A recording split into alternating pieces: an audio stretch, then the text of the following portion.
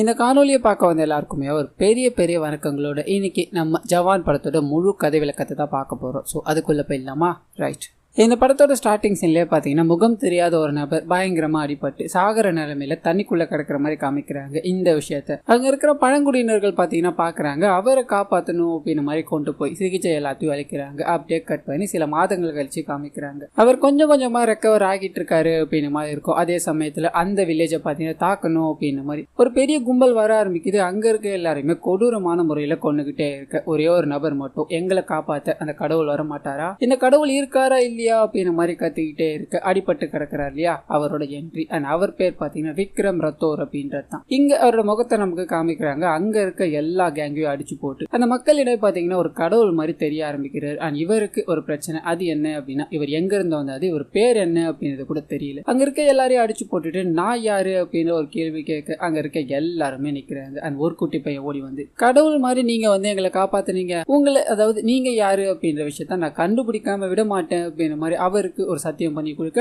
அப்படியே கட் பண்ணி ஒரு 30 வருஷம் கழிச்சு காமிக்கிறாங்க. பல்வேறு துறைகள்ல பிரில்லியண்டா இருக்க ஒரு 6 பெண்களை காமிக்கிறாங்க. மெட்ரோ ஸ்டேஷன்ல ஏதோ ஒரு நோக்கத்துக்காக ஒரு பெரிய வேலையை பார்த்துக்கிட்டே போய்கிட்டே இருக்க மாதிரி காமிக்கிறாங்க. அதுக்குள்ளவே ஒரு முகம் தெரியாத நபர் பார்த்தீங்கன்னா இந்த மெட்ரோல ஏறணும் அப்படின்ற மாதிரி வேற ஒரு ஸ்டேஷன்ல உட்காந்துக்கிட்டு இருக்காரு. அண்ட் உள்ள இருக்க அந்த பெண்களும் பார்த்தீங்கன்னா கொஞ்சம் கொஞ்சமா ஹேக் பண்ண ஆரம்பிக்கிறாங்க. இது மூலமா இவங்களுக்கு தேவையான எல்லா பொருட்களும் மெட்ரோக்குள்ள வந்துருச்சு. அண்ட் அதுக்கும் மேல ஒரு பொண்ணு பார்த்தீங்கன்னா இங்க கொண்டு வரணும் அப்படின்றத இவங்களோட பிளான். அதனால அந்த பொண்ணு வண்டியில போய்கிட்டே இருக்கும்போது அங்க ஒரு ஆக்சிடென்ட் ஏற்படுத்த அந்த பொண்ணு எக்ஸாம் எழுத போகணும் அப்படின்ற சூழல். இதனால பக்கத்துல இருக்க மெட்ரோ பிடிக்க இவங்க பிளான் போட்டு வச்ச மாதிரி அந்த பொண்ணு இந்த மெட்ரோ ஏறிடுது. இதுதான் சரியான சமயம், நம்ம பிளான ஸ்டார்ட் பண்ணலாம்னு சொல்ல முகம் தெரியாத நபர் இருக்கார் இல்லையா, அவர் இந்த மெட்ரோக்குள்ள ஏறாரு. அண்ட் இவங்களோட பிளான் என்ன அப்படின்னா, இந்த மொத்த மெட்ரோவுமே இவங்களோட கண்ட்ரோல்குள்ள கொண்டு வரணும் அப்படின்றத. மெட்ரோ வேகமா போய்கிட்டே இருக்கும்போது அந்த மெட்ரோ கண்ட்ரோல்குள்ள கொண்டு வராங்க. அண்ட் எல்லா பெண்களும் பாத்தீங்கன்னா உடைகள் எல்லாத்தையும் மாத்திக்கிட்டு கன்னோட நின்றுட்டு இருக்காங்க. யாராவது அசைஞ்சிங்க அப்படின்னா உங்களை கொல்றது தவிர எனக்கு வேற வழியே கிடையாது அப்படின்ற மாதிரி ஒருத்தரையா பார்த்து மிரட்டிக்கிட்டே இருக்கு. அந்த சமயம்னு பார்த்து இந்த மெட்ரோல ஒரு போலீஸ்காரர் இருப்பார். நான் போலீஸ் தான், நீங்க யாரும் பயப்பட வேணாம் அப்படின்ற மாதிரி அதுல இருக்க ஒரு பொண்ணை பிடிச்சி கண்ணை காட்டி மிரட்டிக்கிட்டே இருக்காரு. ஒழுங்கு மருதியா எல்லாரும் கண்ணை வைங்க, இல்லைன்னா பெரிய பிரச்சனைகளை சந்திப்பீங்க அப்படின்ற மாதிரி திட்டிக்கிட்டே இருக்கு. அந்த சமயம்னு பார்த்து முகம் தெரியாத நபர் ஒருத்தர் ஏறினார் இல்லையா,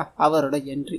இவரோட முகத்தையோ பாத்தீங்கன்னா கால்ற மாதிரி காமிக்கிறாங்க. இங்கதான் ஹீரோட இன்ட்ரோ. வந்த உடனே அந்த நபரை அடிச்சு போட்டுட்டு இன்டெலிஜென்ட்டா இருக்கிறது நினைப்போ வயசானவனை அடிக்க மாட்டான்னு நினைச்சியாடா அப்படின்ற மாதிரி கட்டி போட்டுட்டு அங்க இருக்க எல்லாரையும் மறுபடியும் கண்ட்ரோல்குள்ள கொண்டு வராரு. அண்ட் இவங்களோட தேவையை பூர்த்தி பண்ணணும் அப்படின்றதுக்காக தான் இந்த ஹைஜாக் நடந்துகிட்டு இருக்கு. இதுல ஒரு 300க்கும் மேற்பட்ட பேசஞ்சர்ஸ் அதுல மாட்டிக்கிட்டு இருக்காங்க அப்படின்ற மாதிரி டிவி நியூஸ்ல எல்லாத்துலயும் போட ஆரம்பிக்கிறாங்க. இதுக்கு இன்சார்ஜா அதாவது அந்த கேங்கு கிட்ட பேசணும் அப்படின்ற மாதிரி நிர்மலா அப்படின்ற ஒரு ஆபீசரை நியமிக்கிறாங்க. அவங்க வந்து பேசும்போது இவர் பாத்தீங்கன்னா காமன் கூலா பேச ஆரம்பிக்கிறாரு. எனக்கு இந்த விவசாயத்துறை அமைச்சர் இப்போ 5 நிமிஷத்துக்குள்ள இங்க வந்தாகணும், அவர்கிட்ட ஒரு டீல் பேச வேண்டி இருக்குன்னு சொல்ல இவங்க 5 நிமிஷத்துல எப்படி முடியும்ன்றாங்க. நான் இப்போ ஒரு பாட்டு போடுவேன், அந்த பாட்டு முடியறதுக்குள்ள வந்தாரு அப்படின்னா உங்க நெகோசியேஷனுக்கு நான் ஒத்துப்பேன், அப்படி இல்லைன்னா இங்க இருக்க ஒவ்வொரு பேசஞ்சரும் இறந்துகிட்டே இருப்பாங்க அப்படின்னு பயமுறுத்த ஏற்கனவே ஒருத்தவங்களை பாத்தீங்கன்னா கொன்னுதான் போட்டு வச்சிருப்பாரு. ரொம்ப பயந்து போறாங்க. அடிச்சு பிடிச்ச அந்த அமைச்சரை முன்னாடி கொண்டு வந்து நிறுத்த அவர் மைக்ல பேச ஆரம்பிக்கிறார். அப்போ அமைச்சர்கிட்ட பாத்தீங்கன்னா ஒரு நம்பரை சொல்றாரு. இந்த நம்பரை பத்தி உனக்கு ஏதாவது தெரியுமான்னு கேக்கு.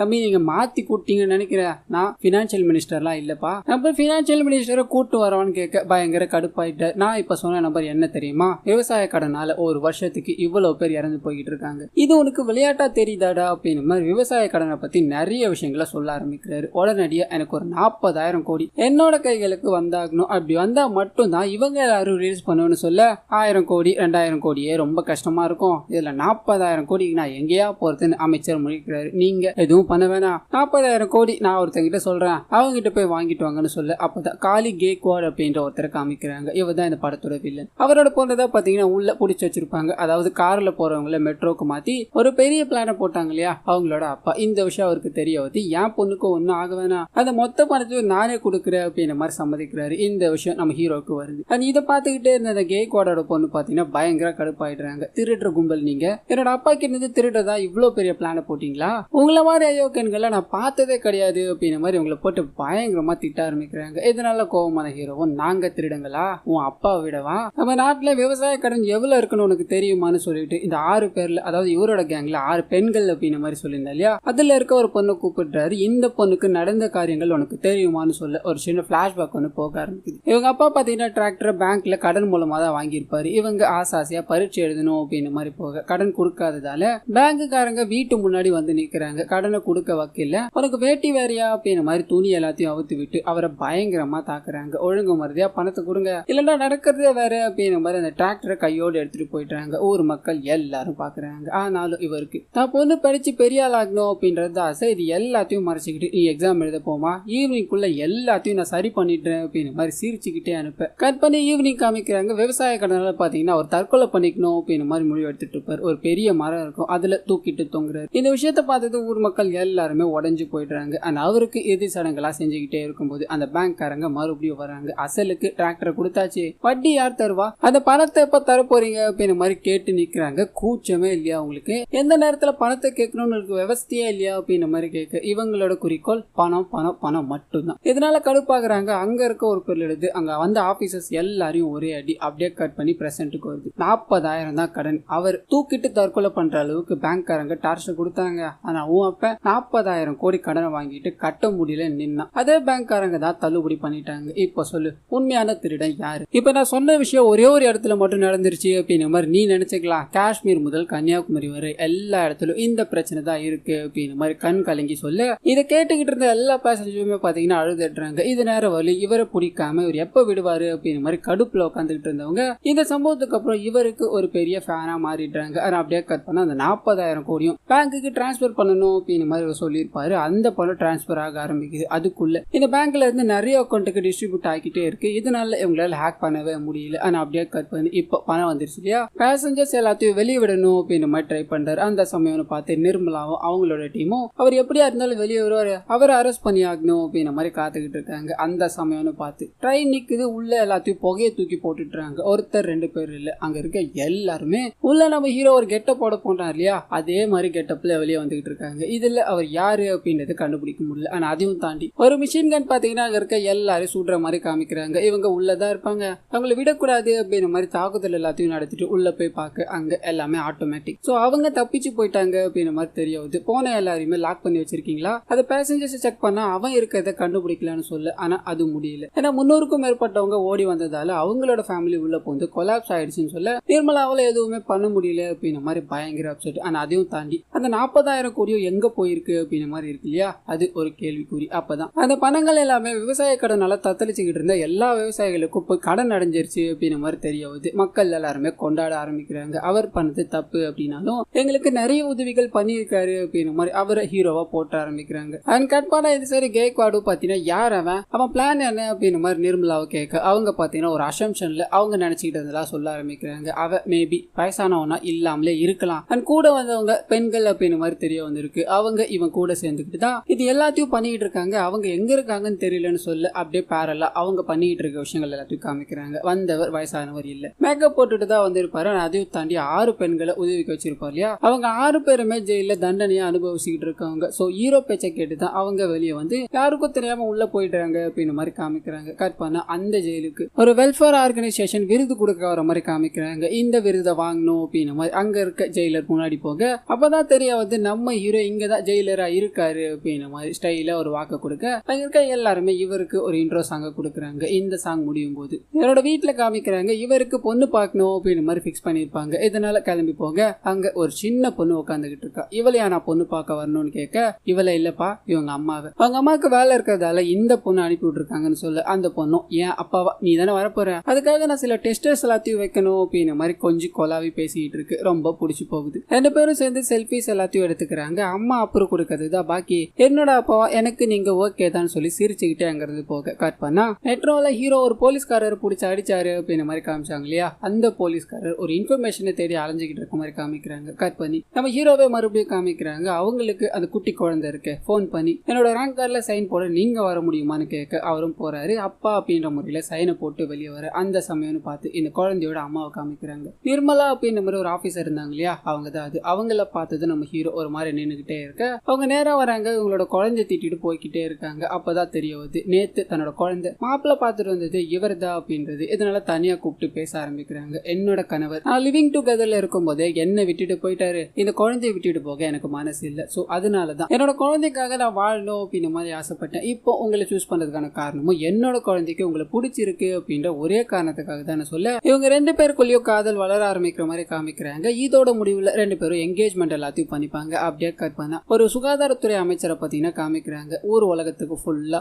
ஒரு பக்காவான கவர்மெண்ட் ஹாஸ்பிட்டல் நான் கட்டி கொடுத்துக்கிட்டு இருக்கேன், அங்க சகல வசதிகளும் இருக்கு, மக்களுக்கு அங்க என்ன குறை இருக்கு அப்படின்ற மாதிரி மக்கள் முன்னாடி பேசிக்கிட்டே இருக்கு. பேரெல்லாம் அந்த மருத்துவமனைகள் எல்லாத்தையும் காமிக்கிறாங்க. ஒண்ணு கூட பாத்தீங்கன்னா உருப்படியா இருக்காது, எல்லாமே கேவலமா இருக்கும். குறிப்பா சொல்லணும் அப்படின்னா அங்க மாடு கட்ட மட்டும்தான் இடம் இருக்கு அப்படின்ற மாதிரி ஒரு கீழ்த்தரமான மருத்துவமனை தான் இவர் கட்டி கொடுத்துட்டு இங்க பலமா பேசிக்கிட்டு இருக்காரு அப்படின்ற மாதிரி இருக்கும். ஆனா அந்த சமயம் பார்த்து ஹீரோட டீம்ல இருக்க 6 பெண்கள் இருக்காங்க இல்லையா, இவரோட நெஞ்சிலேயே சுட்டு அந்த இடத்தையே பாத்தீங்கன்னா ஒரு கலவரமா மாத்திட்டாங்க. மக்கள் எல்லாரும் அங்கிட்டும் இங்கிட்டும் ஓடிக்கிட்டே இருக்கும்போது இவரை கூட்டு போகணும் அப்படின்ற மாதிரி ஆம்புலன்ஸ் வருது. ஆனா அந்த ஆம்புலன்ஸ்ல தான் நம்ம ஹீரோவும் அந்த பெண்களும் 6 வயசுல போய் இவரை வேற ஒரு இடத்துக்கு தூக்கிட்டு போறாங்க. அது எங்க அப்படின்னா, நீங்க சுகாதாரமா ஒரு ஹாஸ்பிட்டல கட்டி கொடுத்துருக்க அப்படின்னு மாதிரி பெருசா பேசுனீங்க இல்லையா, நீங்க கட்டி கொடுத்த ஹாஸ்பிட்டலுக்கு தான் போறோம், அங்க இருக்கிற சிகிச்சை மூலமா உங்களை உயிர் பழைக்க வைக்க போறோம்னு சொல்ல பயந்து போறாரு. அப்படியே கட் பண்ணி இந்த விஷயம் பாத்தீங்கன்னா மீடியாக்காரங்களுக்கு ஃபுல்லா தெரிய வருது, நிர்மலாக்கும் தெரிய வருது. பேச்சுவார்த்தை நடத்தணும் அப்படின்ற மாதிரி ட்ரை பண்ணிட்டு இருக்காங்க. ஹாஸ்பிட்டலை சுத்தி ஆளுங்க எல்லாரும் உள்ள போகணும் அப்படின்ற மாதிரி ட்ரை பண்ண அங்க இருக்கிற பெண்கள் எல்லாருமே உள்ள வரக்கூடாது அப்படின்ற மாதிரி நிறைய ட்ராப் எல்லாத்தையும் வச்சிருப்பாங்க, முடியல.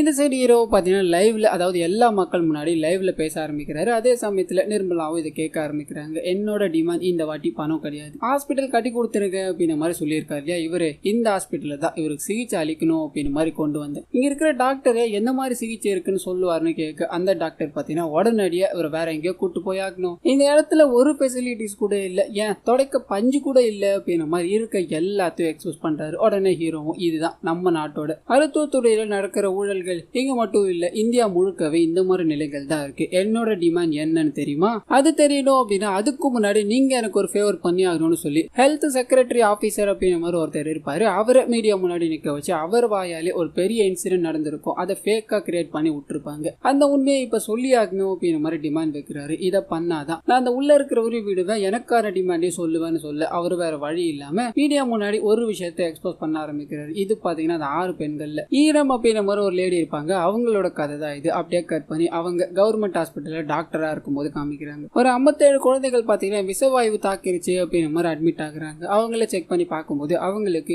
நிறைய கேஸ் தேவைப்படுது அப்படின்ற மாதிரி இருக்கும். இவங்க ஃபுல்லா செக் பண்ணி பாக்குறாங்க, ஹாஸ்பிட்டல்ல ஒண்ணு கூட இல்ல. இதனால டீனுக்கு போன் அடிச்சு அவர்கிட்ட பர்மிஷன் வாங்கி கேஸ் எல்லாத்தையும் எடுத்துட்டு வர முடியுமான்னு கேட்க அவர் முடியாதுன்றாரு. ஹாஸ்பிட்டலுக்கு பெனாயில் வாங்கணும் அப்படின்னா கூட எனக்கு கீழே மேல அப்படின்னு ஒரு 25 பேர் இருக்கானுங்க, அவங்களுக்கு கட்டிங் போனாதான் நடக்கும். ஆஃப்டர் ஆல் பெனாயிலுக்கு நீ சொல்ற விஷயங்கள்லாம் பெரிய விஷயம் அப்படியே விட்டுட்டுன்னு சொல்ல இவங்களுக்கு மனசு வரல. ஏதாவது பண்ணணுமே அப்படின்னு மாதிரி அந்த குழந்தைகளுக்காக கேஸை தேடி அலைய ஆரம்பிக்கிறாங்க. இதோட முடிவுல அந்த குழந்தைகள் கொத்து கொத்தா இருந்து போக எல்லா பழியுமே இவங்க மேல போடுறாங்க. இவங்க சரியான சிகிச்சை கொடுக்காததால தான் அந்த குழந்தைகள் எல்லாமே இறந்து போனாங்க அப்படின்ற மாதிரி இவங்களுக்கு ஆயுள் தண்டனை கொடுத்துடுறாங்க. அண்ட் மீடியாக்காரங்க எல்லாருமே இவங்களை பத்தி மோசமா பேச ஆரம்பிக்கிறாங்க. ஆனா அதையும் தாண்டி இதுக்கு காரணமா இருக்காங்க இல்லையா, அவங்க எல்லாருமே இவங்களை பத்தி ரொம்ப கீழ்த்தரமாவும் அவங்க ஒரு தேச துரோகி அப்படின்ற மாதிரியும் முத்திர குத்திட்டுறாங்க. இந்த விஷயம் அப்படி பிரசன்ட்டுக்கு வருது. அதுக்கு எல்லா தப்பையுமே பண்ணது நான் தான் அப்படின்ற மாதிரி மீடியாக்காரங்க முன்னாடி இதுல சம்பந்தப்பட்ட அந்த நபர் ஒத்துக்க மக்களிடையே இது பெரும் கொந்தளிப்பை ஏற்படுத்த ஆரம்பிக்குது. கட் பண்ணி இந்த சைடு ஹீரோவும் என்னோட டிமாண்ட் என்ன தெரியுமா,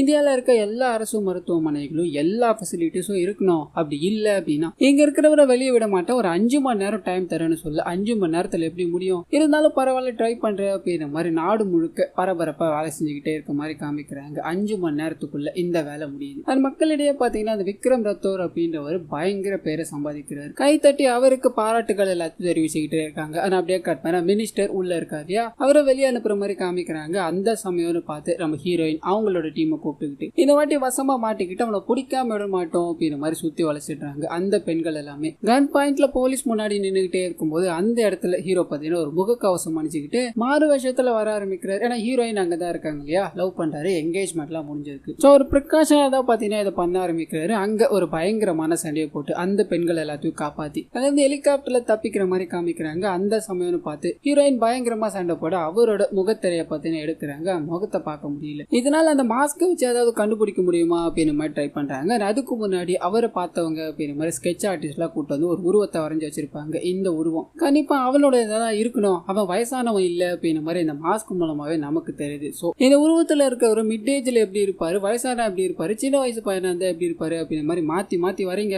ஏதாவது அப்டேட் இருந்தா எனக்கு உடனடியா தெரியப்படுத்துங்கன்னு சொல்லி அனுப்ப அப்படியே கட் பண்ணி இன்னைக்கு பாத்தீங்கன்னா உங்களோட மேரேஜா இருக்கும். அதுக்கான வேலையில காமிக்கிறாங்க சந்தோஷமா. அந்த கல்யாணம் நடந்து முடிகிற மாதிரி காமிக்கிறாங்க. ஆனா அது கூடவே ஹீரோயினோட அசிஸ்டன்ட் பாத்தீங்கன்னா அந்த போட்டோல இருக்க உருவத்தை பாத்தீங்கன்னா ஒரு 4 டைப்பா வரைஞ்சிருப்பாரு. அதுல ஒரு உருவம் தான் நம்ம ஹீரோ அப்படின்னு மாதிரி இருக்கும். உடனடியா போன் பண்ணி சொல்லலாம் ட்ரை பண்ண கால் கனெக்ட் ஆகல. இங்க காமிக்கிறாங்க கல்யாணம் முடிஞ்சது 2 பேரும் தனியா பேசிக்கிட்டே இருக்காங்க. இதுக்கு மேல மறைச்சு வச்சா அது தப்பாயிடும். நான் பண்ணிக்கிட்டு இருக்க விஷயங்கள் எல்லாத்தையும் சொல்லணும்னு வாய திறக்க அந்த சமயம் பார்த்து ஹீரோயினுக்கு போன் ஞாபகம் வருது. பாக்குறாங்க. ஆனா அது மூலமா நம்ம ஹீரோ தான் இதுல சம்பந்தப்பட்டிருக்காருன்னு தெரிய வர பயங்கர ஷாக்கு. என்னை ஏமாத்திட்டல, உன்னை என்ன பண்ற பாருடா அப்படிங்கிற மாதிரி கண்ணோட வந்து மிரட்டிக்கிட்டே இருக்கு. அந்த சமயம்னு பார்த்து இவங்க தங்கிட்டு இருக்க வீட்டை பயங்கரமா சுட ஆரம்பிக்கிறாங்க. யாரு எவன்னு தெரியல. இவங்களும் தப்பிக்கணும்னு ட்ரை பண்ண அங்க இருக்கிற அடியாளுங்க கிட்ட மாட்டிக்கிறாங்க. ஆனா அப்படியே கட் பண்ணா இதுக்கு பின்னாடி அந்த காளி கேக்வாட் இருக்கா இல்லையா, அவரோட தம்பி தான் இருக்காரு அப்படின்னு மாதிரி தெரிய வருது. சோ அந்த கேக்வாட் சொல்லிதான் இவரோட தம்பி இங்க பண்ணியிருக்காரு அப்படின்னு மாதிரி இருக்கும். நீ பணம் வாங்குற மாதிரி வாங்குவ,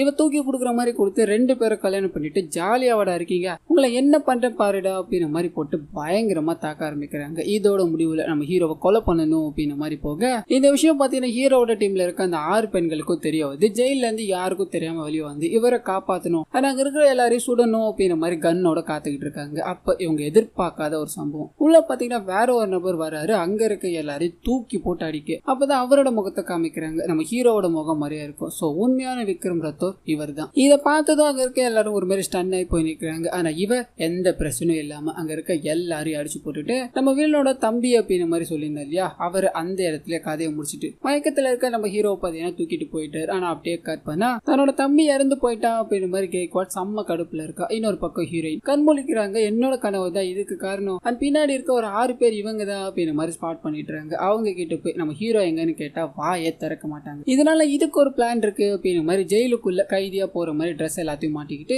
அந்த மைக் எல்லாத்தையும் வச்சுக்கிட்டு எதுவுமே தெரியாத மாதிரி அடி வாங்கிட்டே உள்ள போறாங்க. எல்லாரும் என்ன பிடிச்சி அடிச்சா நான் என்ன பண்ணுவேன், என் கணவர் இப்படி ஒரு ஃப்ராடுன்னு நான் என்ன எதிர்பார்த்தேன் அப்படின்ற மாதிரி ஜெயிலுக்குள்ள போன உடனே அழுதுகிட்டே இருக்கு. அங்க இருக்க எல்லாருமே இவங்களை ஆறுதல் படுத்துறாங்க. உன்னோட கணவரை பத்தி நீ தெரிஞ்சுக்கணும் அப்படின்னா விக்ரம் ரத்தோரை பத்தி முதல்ல தெரிஞ்சுக்கணும்னு சொல்லி ஒரு பிளாஷ்பேக் உள்ள கொண்டு போறாங்க. 80ஸ்ல நடந்த கதை தான் இது. விக்ரம் ரத்தோர் பாத்தீங்கன்னா சோல்ஜர், அதாவது ஜவான் அப்படின்னு மாதிரி சொல்லுவாங்க. நாட்டுக்காக போராடிட்டு இருக்க மனுஷன் அப்படின்னு மாதிரி காமிக்கிறாங்க. அதே நேரத்துல இவருக்கு ஐஸ்வர்யா அப்படின்னு ஒரு மனைவி இருப்பாங்க. இவரோட மனைவி பாத்தீங்கன்னா சந்தோஷமான வாழ்க்கையை தான் வாழ்வாங்க. அதே சமயத்துல நாட்டுக்காகவும் உயிரை கூட அர்ப்பணிக்க தயங்காம இருப்ப அப்படின்னு மாதிரி இவரை காமிச்சு ஒரு மிஷனுக்கு கொண்டு போறாங்க. அது என்ன அப்படின்னா இவங்களுக்கு முன்னாடி ஒரு 17 ஜவான் கிட்ட டெரரிஸ்ட பிடிக்கணும் அப்படின்னு மாதிரி போயிருப்பாங்க. அந்த இடத்துல இறந்து போயிட்டாங்க அப்படின்னு மாதிரி தகவல் வருது. அங்க பாத்தீங்கன்னா சில ஆட்களை பிணைய கைதிகளா பிடிச்சி வச்சிருக்காங்க அப்படின்னு மாதிரி தகவல் வருது. இது நம்ம ஹீரோ கிட்ட வருது. அவரோட டீமும் அங்க போகணும் அப்படின்னு மாதிரி ஆயுத்தமாக்குறாங்க. அந்த டெரரிஸ்டோட இடத்துக்கு போக அங்க ஒரு பயங்கரமான சண்டை. அவங்கள சுட்டு பிடிக்கணும் அப்படின்னு மாதிரி அவரோட டீம்ல இருக்க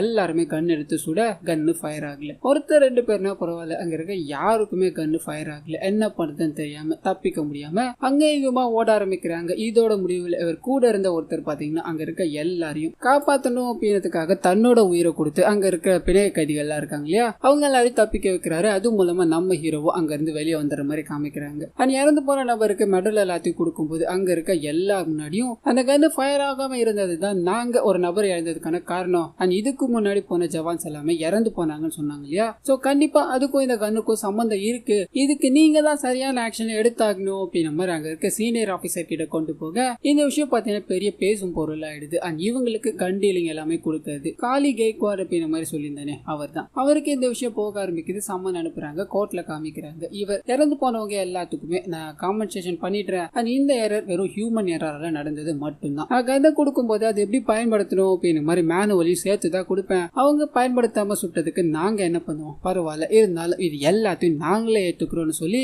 அங்க இருக்க எல்லாரும் முன்னாடியும் அந்த ராணுவ வீரர்கள் மேலதான் தப்பு அப்படின்ற மாதிரி பின் பாயிண்ட் பண்ணி நிற்கிறாரு. இதனால நம்ம ஹீரோ கடுப்பாக்குறாரு. அந்த கன்னு நாங்க மேனுவல் படிக்காம சுட்டதால தான் சுடலன்னு சொல்றீங்க இல்லையா, உங்க கன்னு தானே இது, இந்த மேனுவல்ல இருக்கபடியே ஃபாலோ பண்ணலாமா அப்படின்ற மாதிரி கேட்டு ஒவ்வொரு ஸ்டெப்பா பண்றாரு. அண்ட் கேக்வாட் முன்னாடி வச்சு கன்னு சுட எல்லாம் பயந்து போறாங்க. ஆனா கன்னு பாத்தீங்கன்னா சுடல. சுட்டு இருந்தா என்ன ஆயிருக்கிறது, என்ன விளையாடிட்டு இருக்கியா அப்படின்னு நம்ம ஹீரோ எல்லாரும் கேட்க இதுதான் சார் பிரச்சனை, இங்க இவரை சுடல அப்படின்றதுக்கு இவ்வளவு பெரிய இது பண்றீங்க இல்லையா, நாங்க சுத்தி டெரரிஸ்ட் இருக்கும்போது எங்களோட நிலைமை பத்தி யோசிச்சு பாத்தீங்களா, இது ஹியூமன் எரர் தான், ஆனா இந்த ஹியூமனோட எரர். சோ இது எல்லாத்தையும் நீங்க ஒரு சீரியஸ் ஆஃபென்ஸா எடுத்து சரி பண்ணணும்னு சொல்ல கோர்ட் பாத்தீங்கன்னா கேக்வாடோட டீலிங் ஷிப்புக்கு பாத்தீங்கன்னா கொஞ்ச நாளைக்கு தடை விதிக்கிறாங்க. அண்ட் இதுல ஏதாவது தப்பு பண்ணியிருக்காரு அப்படின்றத கன்ஃபார்ம் பண்ணா மொத்தமும் பேன் பண்ண வேண்டியதா இருக்கும் அப்படின்னு அப்படின்ற மாதிரி மிரட்டி அனுப்ப செம்ம கடுப்புல இருக்காரு. அதை அப்படியே கட் பண்ணி வீட்டுல காமிக்கிறாங்க. ரத்தோரோட மனைவி சந்தோஷமா இருக்கும்போது அந்த சமயம்னு பார்த்து வீட்டுக்குள்ள ஆள் இறங்கிடுறாங்க. அந்த கேக்வான் பாத்தீங்கன்னா ஆளுங்களோட இறங்கிட்டு இருப்பாரு. ஐஸ்வர்யா அடிச்சு போட்டுட்டு நம்ம ஹீரோவை தூக்கி போயிட்டுறாங்க. அந்த ஐஸ்வர்யா கிட்ட பாத்தீங்கன்னா இது எல்லாத்தையுமே உன் கண்ணு எதிரில தான் பண்ணோம், அது உன்னோட புருஷன் ஒரு தேச துரோகி அப்படின்றத நீ சைன் போட்டு கொடுக்கணுமான்னு சொல்ல அவங்க முடியாதுன்றாங்க. இதனால அங்க இருக்க போலீஸ்காரங்க எல்லாமே அவங்க கிட்ட தப்பா நடந்துக்கணும்னு வர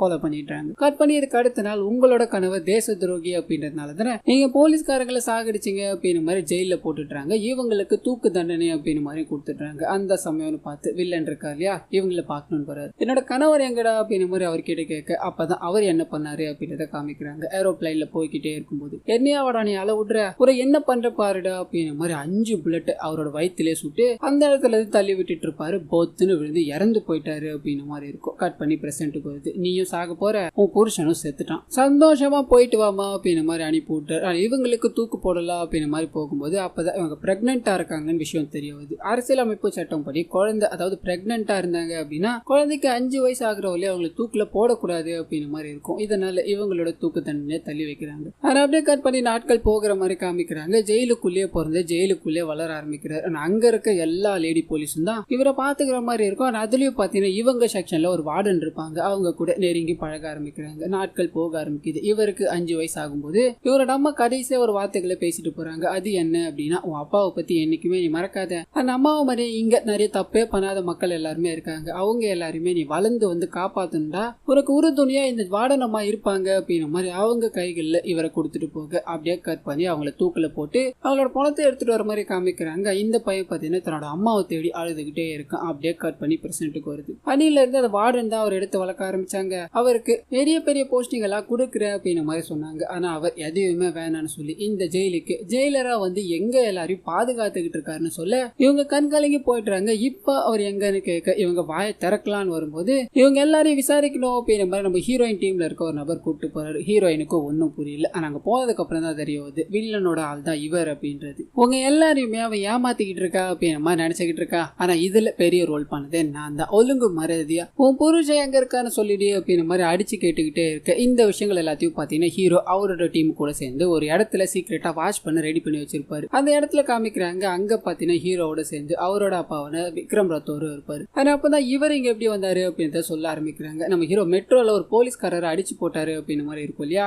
அவர் வேற யாரும் கிடையாது. ஸ்டார்டிங் சீன்ல விக்ரம் ரத்தோருக்கு நீங்க யாருன்றத நான் கண்டுபிடிக்கிறேன் அப்படின்னு ஒரு சின்ன பையன் சத்தியம் பண்ணி கொடுத்திருப்பா இல்லையா, அவன் தான். மெட்ரோல அன்னைக்கு நம்ம ஹீரோவை பார்த்த உடனே இவருக்கு ஏதோ ஒரு மாதிரி இருக்கும். அதனால நம்ம ஹீரோவை பத்தி விசாரிக்க ஆரம்பிக்கிறாரு. நாடு முழுக்க தேடிக்கிட்டே இருக்க ஒரு 4-5 பேர் தெரியுறாங்க. ஆனா அவங்க எல்லாருமே ரத்தோரோட டீம்ல இருந்தாங்க அப்படின்னு மாதிரி இருக்கும். எல்லாரையும் ஒண்ணு சேர்க்கிறாரு. ஆனா அவங்களுக்கு ரத்தோர் உயிரோட இருக்காரு அப்படிங்கிற விஷயத்தை தெரியப்படுத்த பயங்கர சந்தோஷமாயிட்டாங்க. ஆனா பிரச்சனை என்ன அப்படின்னா ரத்தோருக்கு பழசு எதுவுமே ஞாபகத்துல இல்ல. அண்ட் இப்போ இவங்க பாத்தீங்கன்னா இவர் தான் அவனோட பையன், இவ்வளவு எல்லாம் நடந்திருக்கு அப்படின்னு மாதிரி சொல்லி கூட்டு வந்திருப்பாங்க. இவரோட மைண்டுக்குள்ள இந்த விஷயம் இருக்கு. ஆனா என்ன நடந்தது அப்படின்னு மாதிரி இன்னுமே இவருக்கு ஞாபகம் வரல. சோ தான் பையன் தான் அப்படின்றது தெரியாத மாதிரி காப்பாத்தி கொண்டு வந்திருப்பாரு. அந்த சமயம்னு பார்த்து அவங்க இருக்கிற சிசிடிவி கேமரா மூலமா ஜெயில பிரச்சனை அப்படின்னு மாதிரி தெரியாது. ஸ்ட்ரைட்டா அந்த ஜெயிலுக்குள்ள போறாங்க. அங்க இருக்க எல்லாரையும் அடிச்சு காப்பாத்த ட்ரை பண்ண ஒரு பயங்கரமான சண்டை நடக்குது. இதோட முடிவுல இந்த 6 பேர்ல இருக்க ஒருத்தவங்க பாத்தீங்கன்னா குண்டடி பட்டி இழக்க நேருது. ஆனா அவங்க பாத்தீங்கன்னா போபால் விசவாயு சம்பவம் இருக்கு இல்லையா, அதுல தன்னோட குழந்தைய பறி கொடுத்தவங்களா இருப்பாங்க. என்ன மாதிரியே நிறைய பேர் அன்னைக்கு இறந்து போனாங்க.